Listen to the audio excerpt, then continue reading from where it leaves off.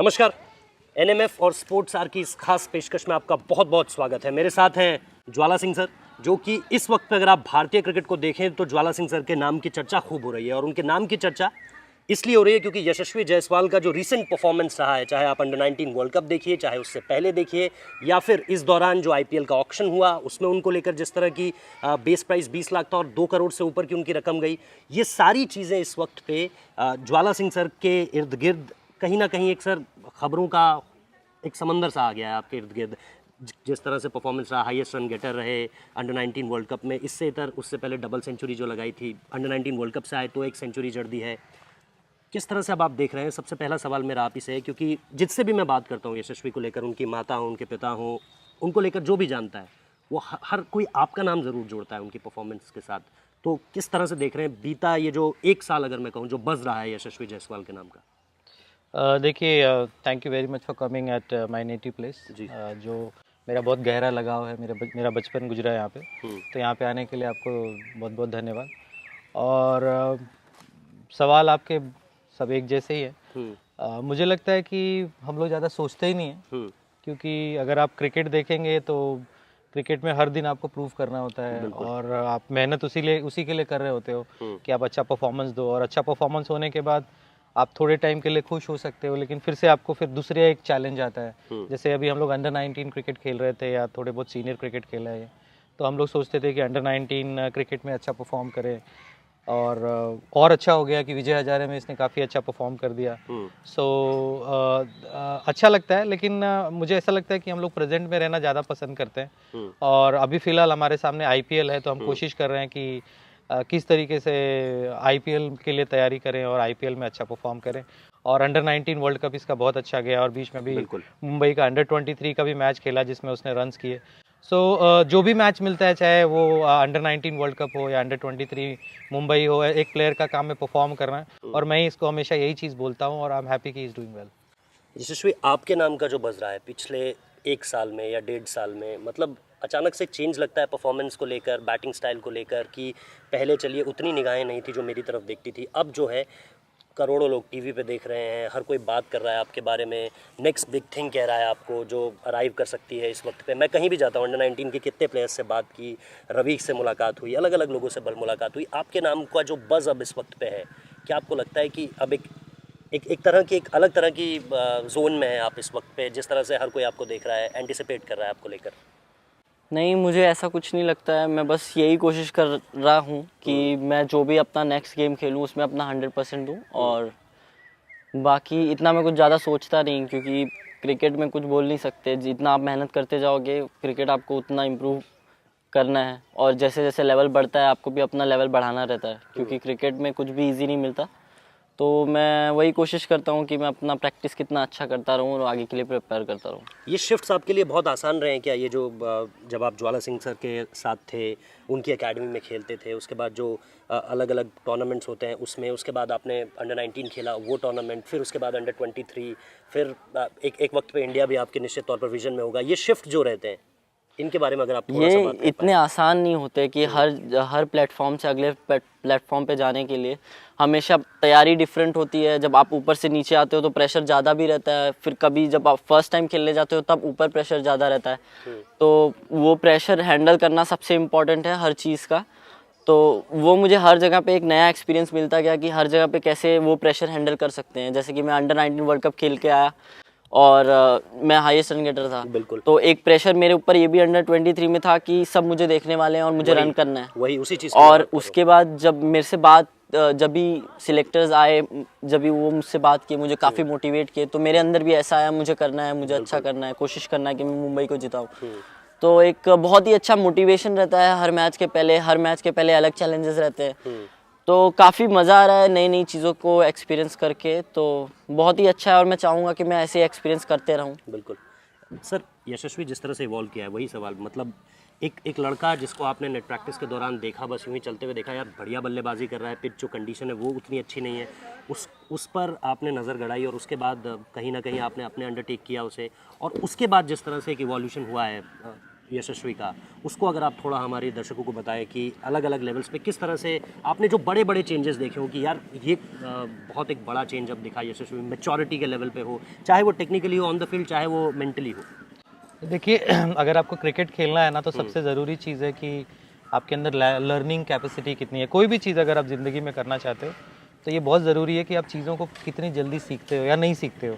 अगर आप कोई चीज़ें जल्दी सीख जाओगे तो आप नेक्स्ट लेवल पे इमीडिएट जंप कर सकते हो। बिल्कुल। अगर वो चीज़ आप सीखने में ज़्यादा टाइम लगा दोगे तो शायद आपको और वेट करना पड़ेगा या और हो ही नहीं पाए।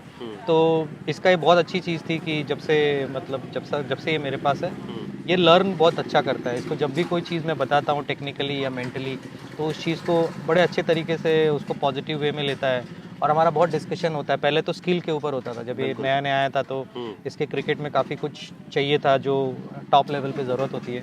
तो पहले तो हम लोग स्किल लेवल पे काफ़ी डिस्कशन करते थे, लेकिन जब से अंडर 19 क्रिकेट में अच्छा करने लगा और विजय हजारे ट्रॉफी वगैरह में अच्छा किया है तो तब से हम लोग काफ़ी मेंटल टॉक्स करते हैं। क्योंकि एंड ऑफ द डे जब आपके पास अगर स्किल शॉर्टेड है तो फिर आपको मेंटली आपको सही जगह पे रखना है।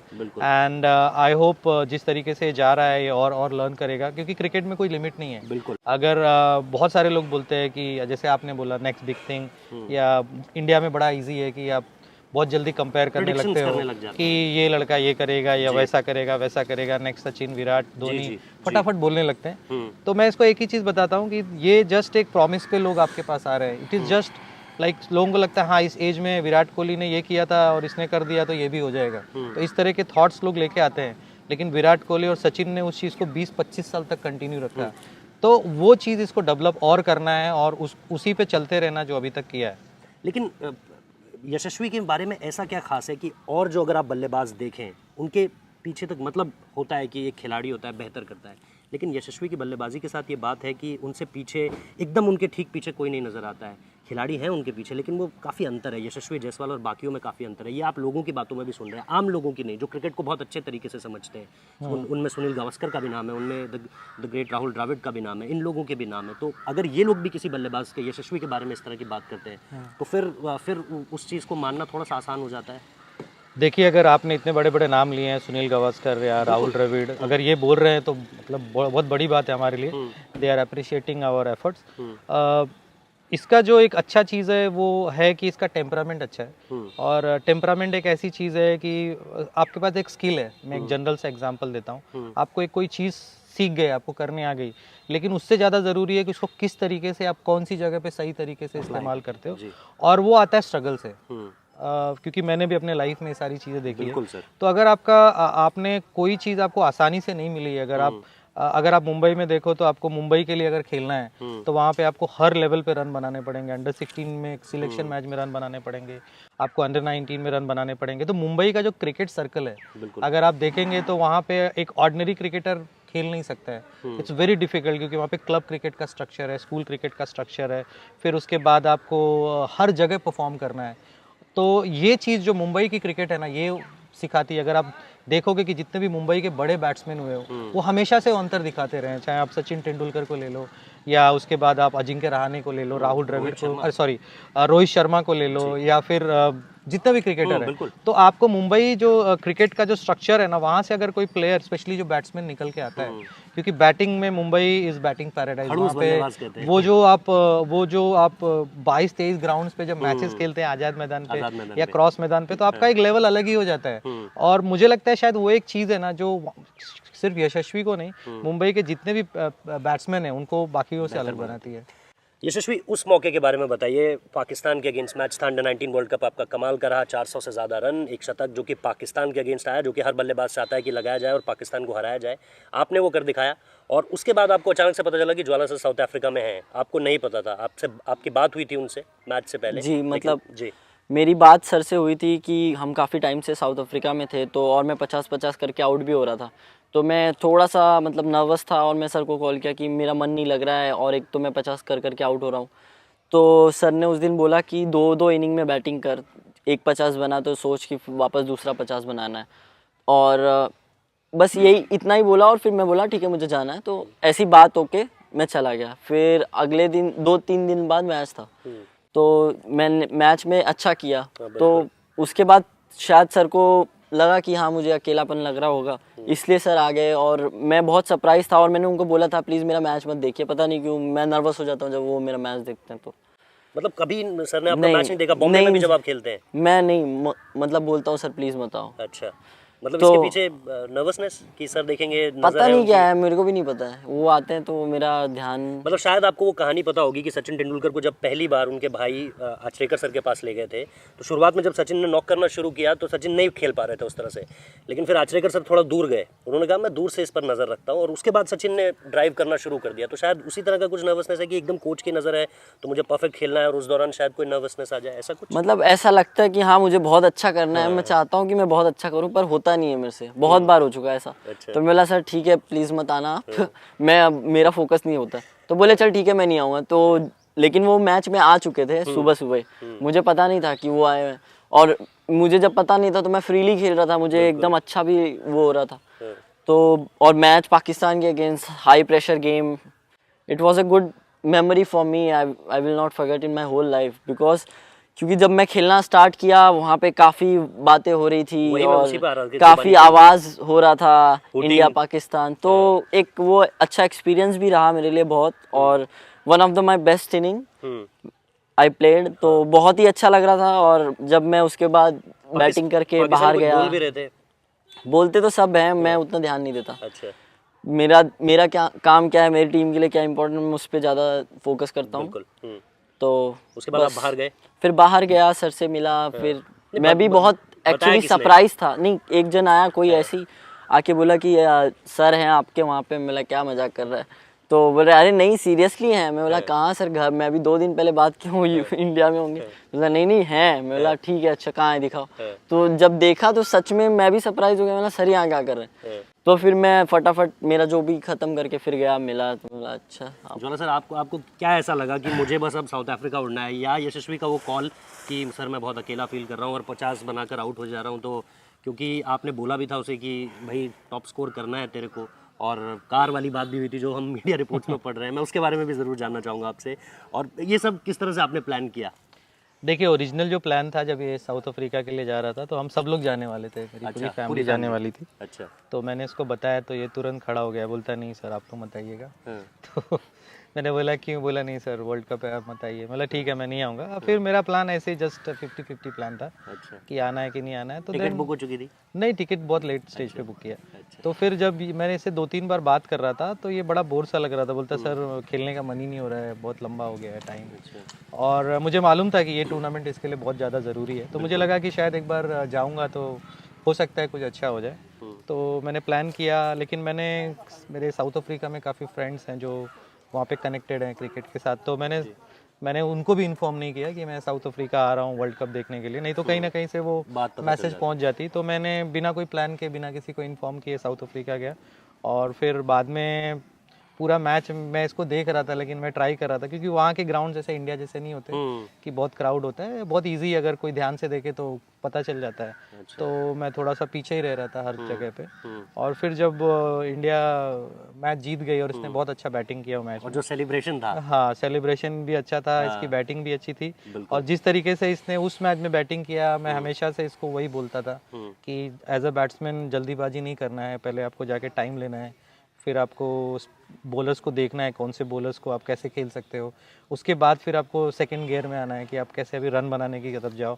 और फिर जब आप सेटल डाउन हो जाते हो तो फिर डोमिनेट करना आसान हो जाता है। तो उसने पूरा जो मेरा फॉर्मूला है बैटिंग के लिए, उस दिन उसने अप्लाई किया। तो मुझे बहुत अच्छा लगा, उसने सेंचुरी किया। और पाकिस्तान के अगेंस्ट जब आप रन्स करते हो तो आपको पता है कि लोग याद रखते हैं। आप तो खैर एज अ बैट्समैन सारे अच्छे रन याद रखना चाहोगे, बट जब आप पाकिस्तान के अगेंस्ट रन करते हो तो आपको आम जनता भी याद कर लेती है। I am very happy for India. Yashasvi, उसके बाद जो था फाइनल का मुकाबला था, निश्चित तौर पर इंडिया फेवरेट्स थे। आप भी शायद मानेंगे कि भारत डिजर्व करता था अंडर 19 वर्ल्ड कप जीतना, जिस तरह की परफॉर्मेंस हमारी रही थी थ्रू आउट द टूर्नामेंट। लेकिन उसके बाद अपनी उस पारी के बारे में मुझे बताइए। कई लोग ये कह रहे हैं कि क्या उस विकेट पे उतना स्कोर पूरा था? क्या इंडियन टीम के पास वो गेंदबाजी थी जो उस स्कोर को डिफेंड कर सकती थी? मैंने रवि से जब ये सवाल किया, रवि ने कहा ठीक था, वो स्कोर बिल्कुल सही था, हमारी अगर गेंदबाजी थोड़ी और बेहतर होती तो हम निकाल लेते मैच को। और उन्होंने ये भी कहा कि बांग्लादेश की टीम ने जो क्रिकेट उस दिन खेली वो शायद किसी ने नहीं सोची थी, वो आउट ऑफ द बॉक्स लेकर आए थे, वो जो इंटेंसिटी थी बॉल 1 से लास्ट बॉल तक चलती रही। आप अपनी उस पारी को और उस मैच को किस तरह से समराइज करेंगे?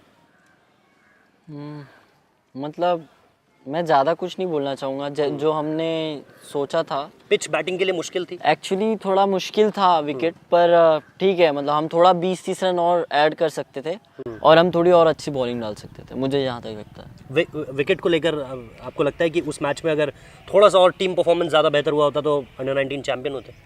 अब जो हो गया सो हो गया, अब इसके बारे में क्या बात करें। चलिए ठीक है। अच्छा, अब उस दौरान ही उसके बीच ही जो आईपीएल का बज़ था पूरी तरह से, और आईपीएल को लेकर 2 करोड़ 40 लाख रुपए, 20 लाख का बेस प्राइस था।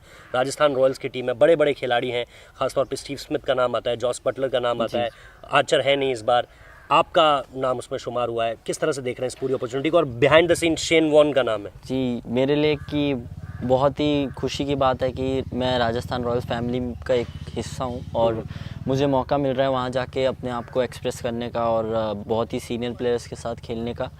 तो मैं बहुत एक्साइटेड हूँ उनके कैंप में जाने के लिए, और जैसे स्टीव स्मिथ और जॉस बटलर, इनसे बात करने के लिए। और मैं ट्राई करना चाहता हूँ, मैं कोशिश करूँगा कि मैं उनसे कितना अच्छा सीख सकूँ, उनके माइंडसेट कैसे वो सोचते हैं और वो कैसे अप्लाई करते हैं। तो मैं बहुत ही एक्साइटेड हूँ जाके कैंप। जल्दी मैं सोच रहा हूँ कि मैं कब जाऊँ और कब कैंप अटेंड करूँ और अपनी प्रैक्टिस स्टार्ट करूँ। तो अभी मेरे थोड़े शोल्डर में थोड़ा सा स्ट्रेन आ गया है, तो मुझे थोड़े दिन का ब्रेक है, पर मैं जाने वाला हूँ कैंप में, बस रिहैब और इसके लिए।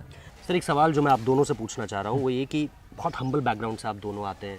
अब जब ये सारी चीज़ें, चकाचौंध है, मीडिया है, पैसा है, आईपीएल है, इंडियन क्रिकेट की हर कोई बात कर रहा है, किस तरह से देखते हैं दोनों सिचुएशंस को? अगर मैं थोड़ा सा आपको पास 25 साल पहले ज्वाला सिंह निकले थे गोरखपुर से, वही सपना अचीव करने जो यशस्वी जायसवाल अचीव करने निकले थे, किस तरह से इन दोनों चीज़ों को देखते हैं? देखिए, जब आपकी नज़र क्रिकेट पे रहेगी ना तो ये सारी चीज़ें मायने नहीं रखती है क्योंकि यही करने तो हम निकले थे ना, तो उसमें अलग क्या है। जब आप मेहनत करते हो और अपने ड्रीम को चेस करने की कोशिश करते हो तो, और वो उसके आसपास अगर आप आ जाते हो तो उसमें कोई ऐसा एक्साइट होने जैसी कोई बात नहीं है, क्योंकि हम सबको पता है, क्योंकि मैंने अपने लाइफ में बहुत फेलियर और सक्सेस देखे हैं। तो मुझे ये पता है कि जब तक आप अपना काम करते रहोगे तब तक मैटर नहीं करता है कि आपके आसपास क्या आ रहा है। और सक्सेस के साथ पैसा तो बाय प्रोडक्ट है, ये सारी चीज़ें तो बाय प्रोडक्ट है, ये भी बोलता रहता है मुझे। तो मैं बोला यार, मीडिया और ये सब चीज़ें तो अपने को आने ही वाली हैं, तो अगर हम अच्छा कर रहे हैं इसके लिए लोग हमारे पास आ रहे हैं। बिल्कुल। तो हमारा काम यही है कि हम और अच्छा करते रहें, और ज़्यादातर हमारी कोशिश यही रहती है कि हम आगे की तरफ देखें, हम लेफ़्ट और राइट में क्या हो रहा है वो ज़्यादा ज़रूरी नहीं है। और मुझे नहीं लगता हमारे लाइफ में कोई चेंज आया है या कोई चेंज आएगा, क्योंकि हम लोग एक ही चीज़ सोचते हैं और हमेशा सोचते रहेंगे कि कितना अच्छे से अच्छा क्रिकेट खेल सकें, कितनी अच्छी प्रैक्टिस कर सकें और अपने आप को कैसे बेहतर बना सकें। अगर वो चीज़ अगर हम करते रहेंगे नेक्स्ट 10, 15, 20 ईयर्स, तो कुछ फ़र्क नहीं पड़ने वाला है। लोग बदलते हैं, हम नहीं बदलते हैं। लोगों का नज़रिया बदल जाता है, लोग आपको अलग नज़रिए से देखने लगते हैं। वो बहुत ज़रूरी है आपको समझना कि लोगों का नज़रिया आपकी तरफ क्या है, वो क्या देख रहे हैं। क्योंकि जब आपके ही घर का कोई लड़का टीवी पे चला जाता है या मीडिया में आने लगता है तो आप उसको स्पेशल ट्रीटमेंट देने लगते हो, और उससे शायद उस लड़के के माइंड पे फ़र्क पड़ता है, क्योंकि उसको लगता है यार मैंने अपनी ज़िंदगी में शायद कुछ तो स्पेशल किया है। लेकिन वो शॉर्ट टर्म होता है, क्योंकि ये सब चीज़ें एक 10-15 दिन की होती है। जब ये अंडर-19 वर्ल्ड कप खेल के आया था तो मैंने उसको यही चीज़ बताया था कि ये सारी चीज़ें तो आने ही वाली हैं, क्योंकि इसी के लिए तो हम मेहनत कर रहे हैं। अगर हम क्रिकेट इतनी मेहनत कर रहे हैं, ये इतने दूर से गया, मैं इतने दूर से गया, तो हम लोग यही तो चाह रहे थे कि हम कुछ अच्छे लेवल पे जाएं, अच्छा क्रिकेट खेलें, लोग हमको जानें और हम अपने ड्रीम की तरफ बढ़ें। तो ये सारी चीज़ें तो आम सी चीज़ें हैं, कोई अलग सी चीज़ें नहीं। हाँ, ज़रूरी ये है कि इस चीज़ को हम लोग और आगे लेके जाएँ, कंसिस्टेंटली और मेहनत करें, और हमारे आसपास के जो लोग हैं उनको हम एहसास कराएं कि हम लोग वैसे ही हैं, आप शायद अलग तरीके से सोच रहे हो। तो दिस इज़ वेरी इंपॉर्टेंट। यशस्वी, मैं क्रिकेट को लेकर पूछना चाहूँगा, जो 11-12 साल की उम्र में जो यशस्वी निकल गया था, आज जब वो अंडर-19 क्रिकेट टीम में वर्ल्ड कप में गया, हाईएस्ट स्कोर कर लिया, अब इंडियन टीम की तरफ उसके रास्ते चल निकले हैं, कितना डिफरेंस देखते हैं आप दोनों के दोनों में? क्या एक दशक बाद थोड़ी सी संतुष्टि है कि हाँ यार, रास्ता सही है, रास्ता सही है, अभी इसी पे आगे चलता रहूँगा तो दिन दूर नहीं जब भारत के लिए भी सलामी बल्लेबाजी करूँगा या भारतीय टीम का हिस्सा रहूँगा? देखिए, मैं ज़्यादा कुछ सोचता नहीं, वही जैसा सर ने कहा कि मेरा एक ही चीज़ रहता है कि मैं अपना गेम कितना और इम्प्रूव करते जाऊं और क्रिकेट पे कितना और मुझे मतलब कितना और प्रैक्टिस करूं और कैसे कैसे मुझे अपने गेम इंप्रूव करना है, बस मेरा मोस्टली ध्यान उस पर रहता है। और मैं ज़्यादा आगे फ्यूचर का सोचता नहीं, प्रेजेंट में रह के मेहनत करते रहता हूँ। बाकी जो होता है वो किसी को नहीं पता होता, तो बस यही है। इंडियन टीम को लेकर आपसे सवाल लगातार किए जा रहे हैं कि क्या आप उस नेक्स्ट लेवल पे, क्योंकि नेक्स्ट बिग थिंग, कई खिलाड़ी हमने देखे कि अंडर 19 क्रिकेट के बाद आईपीएल अच्छा गया और उसके बाद भारतीय टीम में उनका चयन हो गया। उसमें कुलदीप यादव का नाम भी आता है, उसमें ऋषभ पंत का नाम भी आता है, उसमें श्रेयस अय्यर, हालांकि श्रेयस अय्यर ने डोमेस्टिक क्रिकेट भी बहुत खेला है। तो इसको आप किस तरह से देख रहे हैं कि अगर एक अच्छा आईपीएल चला जाता है, और मैं बहुत सीरियसली इस बात को कह रहा हूँ कि अभी साल के अंत में जो है भारतीय टीम को T20 वर्ल्ड कप भी खेलना है ऑस्ट्रेलिया में, अगर आपका एक बहुत अमेजिंग आईपीएल चला जाता है, 500-600 रन लग जाते हैं बोर्ड पे, 2-3 शतक आ जाते हैं राजस्थान के लिए, नहीं मैं तो चाहूँगा कि ऐसा हो, क्योंकि आप में वो बात है, तो क्या आप निश्चित तौर पर वो जो नॉक द डोर कहते हैं कि आप फिर टीम इंडिया के दरवाजे पे खटखटा रहे, क्या आप उस लेवल के लिए तैयार हैं? मैं बस अपना काम करने की कोशिश करूँगा कि जो मेरे हाथ में है और जो मेरे कंट्रोल में है मैं उस पर ध्यान दूंगा। बाकी ज़्यादा कुछ सोच के कुछ नहीं होता है, जो मेरे सामने आएगा मैं उस पर फोकस करूँगा और उसमें अच्छा करने की कोशिश करूँगा। लेकिन आपको लगता है आप उस लेवल के लिए तैयार हैं? इंडियन टीम में अगर आपको कॉल आता है तो आप इंडियन टीम के लिए इस वक्त तैयार हैं, टेक्निकली, प्रोफेशनली, मेंटली, हर तरह से? मैं रेडी हूँ और मैं को अगर कहीं भी चांस मिलेगा मैं अपना 100% देने की कोशिश करूँगा। सर आप इस बात को किस तरह से देखते हैं? यशस्वी में वो पूरा का पूरा मेडल है, हर कोई उस बारे में बात करता है, फिर मैं दोबारा नाम नहीं लेना चाहूँगा सबके, बस इतना आपसे जानना चाह रहा हूँ कि यशस्वी को आप अगले 1-1.5 साल में कहाँ देख रहे हैं?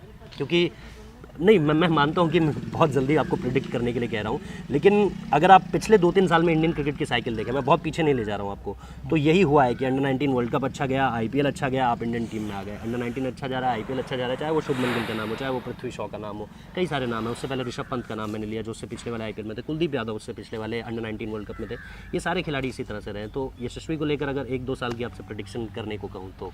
आप जितनी बार वो सवाल पूछोगे मैं भी वही जवाब दूंगा, वो भी यही देगा कि हम लोग सच में आगे का सोचते ही नहीं है, क्योंकि आगे का सोचना सर, लेकिन वो ड्रीम तो होगा ना कि एक दिन सबका ड्रीम है। ड्रीम तो हर किसी का होता है कि कंट्री के लिए खेले और कंट्री के लिए 20 साल खेले। हर क्रिकेटर का ड्रीम यही होता है कि अगर आप 20 साल क्रिकेट खेलना ही चाहते हो तो क्यों ना आप अपने कंट्री के लिए खेलो। हर किसी का ड्रीम यही होता है कि अगर आप जो भी कर रहे हो वो हाईएस्ट लेवल पे लंबे समय तक करो, लेकिन उसके लिए उससे ज़्यादा ज़रूरी है कि आप आज क्या कर रहे हो। अगर आप आज कुछ नहीं कर रहे हो और 20 साल के बाद का सोचोगे तो वो अच्छा नहीं होगा। बिल्कुल। और इसीलिए मैं कोई प्रिडिक्ट नहीं करना चाहता, क्योंकि हमको गॉड ग्रेस सोचने से ज़्यादा मिला है अभी तक। हमने जितना भी, जैसे ये विजय हजारे ट्रॉफी खेलने गया था, तो हम लोगों ने नहीं सोचा था कि ये 200 रन भी बना पाएगा।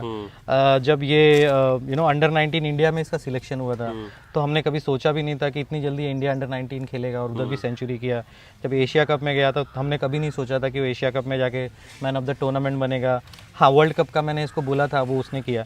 तो आप कल क्या होगा वो बिल्कुल ही सोच नहीं सकते। यस, बट अगर आप बोलेंगे तो he is ready to take any challenge. अगर उसको जहाँ पे भी सिलेक्टर्स मौका देते हैं, जैसे इसने डोमेस्टिक क्रिकेट में भी इसने बहुत अच्छी शुरुआत की है वनडे टूर्नामेंट में, अगर आगे जाके सिलेक्टर्स को लगता है कि यार ये सीनियर टीम के लिए भी रेडी है, तो हमारा काम यही होगा कि जैसा वो सोचेंगे उसको हम, अगर सिलेक्टर्स सोचते हैं कि ये लड़का इंडिया टीम के लिए रेडी है और उसको मौका देते हैं, तो हम कोशिश करेंगे कि और कितनी ज़्यादा मेहनत करें और उनके थॉट्स को सही साबित करें। यही हम कर सकते हैं, इससे ज़्यादा और हम कुछ नहीं कर सकते। अच्छा यशस्वी, एक बात बताइए, आपके जर्सी नंबर के पीछे जो नंबर है उसको लेकर भी कहानी आ रही है, कह रहे हैं सर से जुड़ा है वो नंबर, उसके बारे में आप थोड़ा सा एनलाइटन करेंगे हमारी ऑडियंस को? मतलब सर का डेट ऑफ बर्थ है 23, तो और मुझे बहुत ही अच्छा लगता है जब मैं वो पहनता हूँ जर्सी। तो आप प्लग को जोड़ के देखते हैं उससे?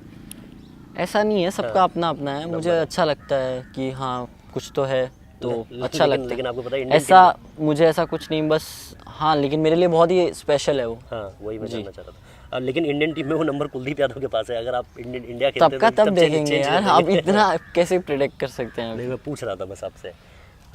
एक जाते जाते जो सवाल आपसे कि इस वक्त पे अगर आप देखें कि वर्ल्ड क्रिकेट में कई सारे क्रिकेटर्स हैं, आप किसको मानते हैं कि इसकी तरह करियर आगे जाए, या ऐसा मैं एक टेस्ट बैट्समैन या वनडे बैट्समैन या ओवरऑल क्रिकेटर देखना चाहता हूँ?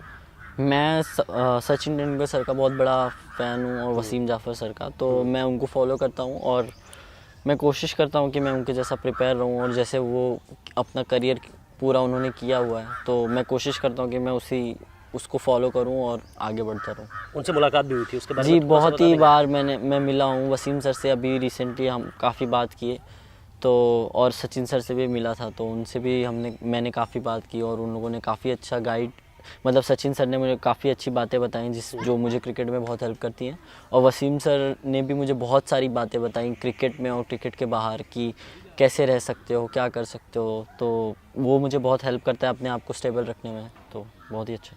और अब मैं बहुत ही थैंकफुल हूँ कि मैं उनसे मिला और मुझे मौका मिला उनसे बात करने का।